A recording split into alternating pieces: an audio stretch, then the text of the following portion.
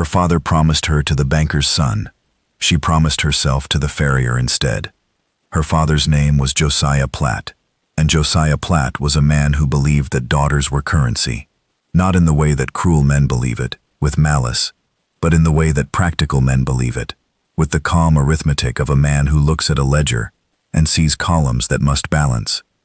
And the balancing was the marriage, and the marriage was the transaction, and the transaction was his daughter Sabine, who was 26 years old, and who had been promised to the banker's son, a young man named Everard Nye, who was 28, and who had the banker's jawline, and the banker's money, and the banker's particular confidence that money produces, the confidence that says I am entitled to things, and the things included Sabine. Sabine did not want to be a thing. Sabine wanted to be a person, the wanting the quiet rebellion that daughters of practical fathers conduct internally, the silence, the strategy of a woman who knows that open rebellion produces consequences, and that consequences in a frontier town in 1883 are the consequences of being disowned. And disowned is the condition of a woman without resources, and without resources is the danger. And danger is what Sabine was trying to avoid while simultaneously trying to avoid Everard Nye. And the simultaneously was the trap being the choice between two dangers, the danger of marrying a man she did not want, and the danger of refusing a man her father had chosen. Everard was not cruel. Everard was worse than cruel. Everard was indifferent. Indifference is the cruelty that does not know it is cruelty, the not knowing the obliviousness of a man who has never been required to consider another person's feelings, because his feelings have always been the only feelings in the room. And the only feelings was the entitlement, and the entitlement was the character, and the character was what Sabine saw when she looked at Everard, and the seeing was the knowing, and the knowing was the refusal that had not yet been spoken. The wedding was to be in November. The November was the deadline, the pressure, the daily weight, that Sabine carried through every interaction with her father, and every interaction with Everard. The interactions, the performances, the pretending, that the arrangement was acceptable, when the arrangement was the cage, and the cage was closing, and the closing was the calendar. And the calendar said November was 3 months away, and 3 months was not enough time, and was also too much time. Too much because 3 months of pretending is 3 months of erosion, and erosion is the wearing away of the self, and the self was what Sabine was trying to preserve. She saw Everard at dinners. She saw him at church. She saw him at the social occasions that the Platt and Nye families arranged for the display of the arrangement, the display the performance, and the performance required Sabine to sit beside Everard, and to smile, and to listen to Everard talk about the bank, and about interest rates, and about the new brick building his father was constructing on Main Street, and the talking was the monologue, the evidence that Everard did not require a conversation partner, but an audience, and audience was not what Sabine wanted to be. The farrier's name was Knox Pemberton. He was 33 years old. He shod horses in Ridgemont, Nebraska, where the Platt family owned a dry goods business, and where the Nye family owned the bank, and the owning was the hierarchy, and the hierarchy placed Knox Pemberton below both families, the below being the position of a man who works with his hands, and who smells of iron and coal and horse sweat, and the smelling was the category, and the category was beneath, and beneath was where Josiah Platt had placed Knox Pemberton in the ledger of his mind. Knox did not know he was in the ledger. Knox did not know he was beneath. Knox knew only that he shod horses well, and that the shoeing was the living, and that the living was honest, and honest was the quality that Knox valued above all others, because honest was the thing his father had been, and the thing his father had taught him to be, and the teaching was the inheritance, and the inheritance was worth more than the any bank. Sabine met Knox on a Wednesday. She met him because her horse threw a shoe on the Ridgemont Road, and because the thrown shoe required a farrier, and because the farrier was Knox, and the meeting was the accident that is not an accident, the accident that is the intersection of two lives that were running parallel and that converged at a horse's hoof. Your mare threw the near fore, Knox said. He said it kneeling. The kneeling the position the work, The work, the attention that he gave to the hoof, the way a doctor gives attention to a patient. And the attention was the care, and the care was visible. She throws shoes on this road. The stones are bad. The stones are not bad. The fit is bad. Whoever shod her last used a shoe that was too narrow for the hoof. The hoof spread, and the shoe did not spread with it. And the not spreading is the throwing, and the throwing is the correction. The hoof, correcting the shoe by removing it. Sabine watched Knox work. She watched him shape the new shoe on the anvil. The shaping, the craft, the skill that transforms raw iron into the precise curve that a hoof requires. And the precision was the beauty. And beauty is not always the thing that hangs on walls. Beauty is sometimes the thing that a man's hands produce, when the hands know what they are doing. And Knox's hands knew. She came back. She came back because the shoe needed checking. That was the reason she gave herself. The reason, the excuse. The excuse, the permission to return. And returning was the wanting. And the wanting was the thing she was not yet willing to name. She came back 3 times. She came back and she watched Knox work, and she talked to Knox while Knox worked. And the talking was the discovery. The discovery that Knox was the opposite of Everard. The opposite being the attention that Everard did not give, and that Knox gave freely.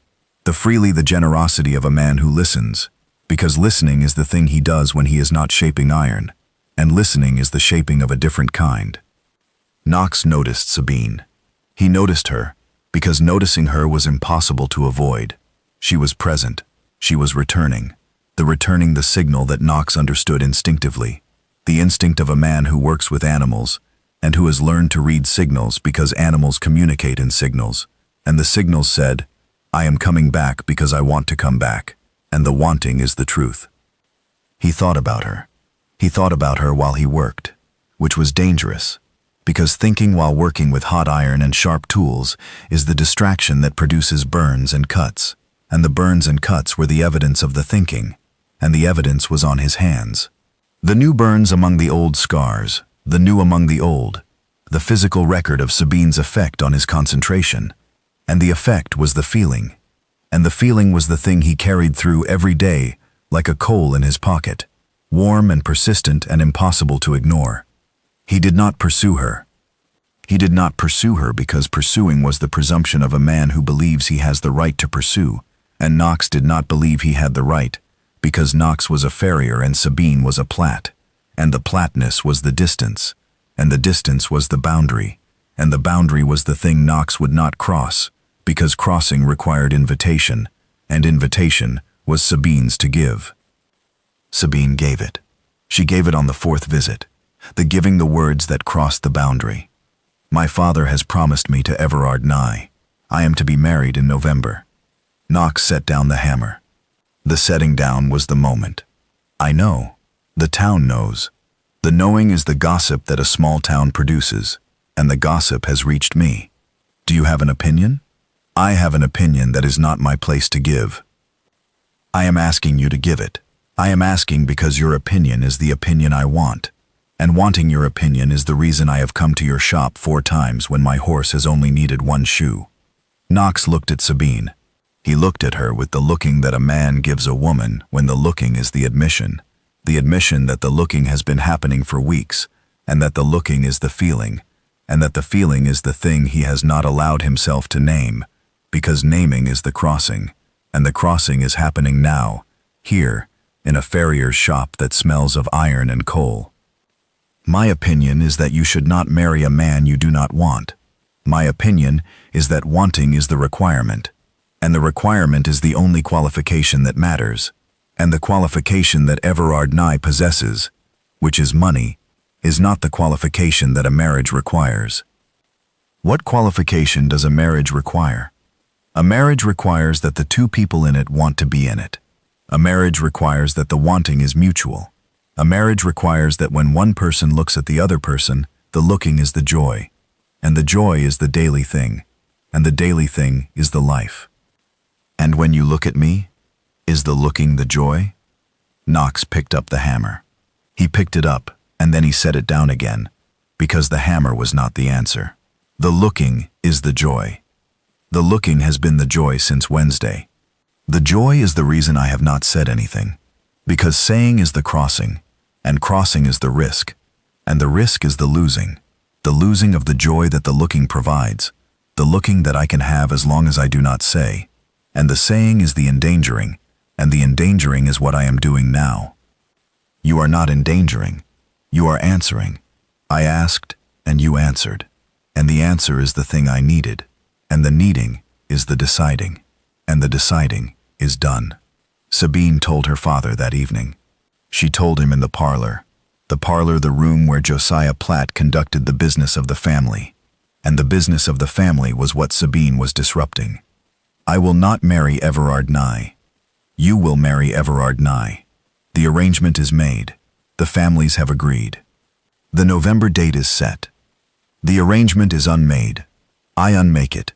I unmake it because I do not want Everard Nye, and not wanting is the reason, and the reason is sufficient. Not wanting is not a reason. Not wanting is a feeling, and feelings are not the basis for decisions of this magnitude. Feelings are the only basis for decisions of this magnitude.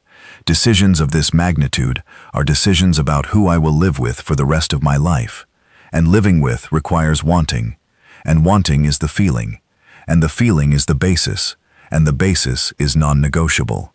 Josiah Platt looked at his daughter. He looked at her with the looking that fathers give daughters when the daughters have become people, the becoming the moment when the daughter stops being the column in the ledger and starts being the person who refuses to be a column, and the refusing was Sabine, and Sabine was standing in the parlor with her jaw set and her hands steady, and the particular immovability that a woman achieves when she has decided, and the decided was visible. Who? Josiah said, because Josiah was practical, and practical men know that a woman does not refuse one man unless she has chosen another. Knox Pemberton, the farrier. The silence was long. The silence was the recalculation of a practical man whose ledger has been disrupted, whose columns do not balance, whose arithmetic has been overthrown by his daughter's jaw and his daughter's hands and his daughter's immovability. The farrier, Josiah said. The farrier. The man who shoes horses, and who listens when I speak, and who looks at me with joy. The farrier is the man I choose. Josiah did not approve. Josiah did not approve immediately, because immediate approval is not the way of practical men.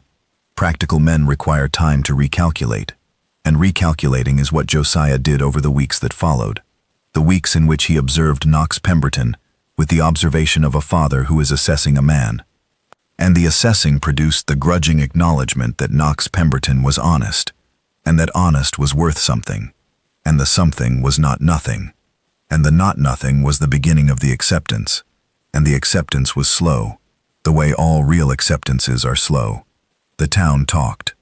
The town talked the way small towns talk, with the particular energy that scandal produces, the energy the fuel, and the fuel burned through every parlor and every store counter, and every church pew in Ridgemont. The Platt girl had refused the Nye boy. The Platt girl had chosen the farrier. The choosing was the scandal. The scandal, the disruption of the order that small towns believe is natural, the order that says money marries money, and position marries position, and that farriers do not marry the daughters of dry goods merchants. Everard took it badly. Everard took it the way a man takes the loss of something he considered already his, which is with the outrage of ownership denied, the ownership the assumption the entitlement, and the entitlement was the thing that made the refusal unbearable, and the unbearable was the anger, and the anger was the public display that confirmed for Sabine that her decision was correct, because a man who displays anger at being refused is a man who believes refusal should not be possible, and the should not be possible is the warning, and the warning was the vindication. Knox came to the house. He came because Sabine asked him to come, and because coming was the facing of the father the obstacle that must be met, with the directness that honest men possess. I am a farrier, Knox said to Josiah. I am a farrier, and I shoe horses, and I earn my living with my hands. I cannot offer your daughter what Everard Nye can offer. I cannot offer the bank's money or the bank's house or the bank's position. I can offer the work and the honesty and the looking at her with joy, and the joy is the offering, and the offering is what I have. Josiah looked at Knox. He looked at the calloused hands, and the coal-stained shirt, and the man who stood in his parlor without apology. And the without apology was the dignity, and dignity is the thing that cannot be purchased at the nigh bank, and the cannot be purchased was the value, and the value was what Josiah finally saw. November, Josiah said. The date was already set. You might as well use it. Knox looked at Sabine. Sabine looked at Knox. The looking was the joy, and the joy was the daily thing, and the daily thing was the life, and the life was beginning in a parlor in Ridgemont, Nebraska, where a farrier had won a woman not with money, but with honesty, and honesty was the iron that Knox shaped best, the best shape being the one that fits, and the fitting was the marriage, and the marriage would be in November, and November was no longer a deadline but a beginning.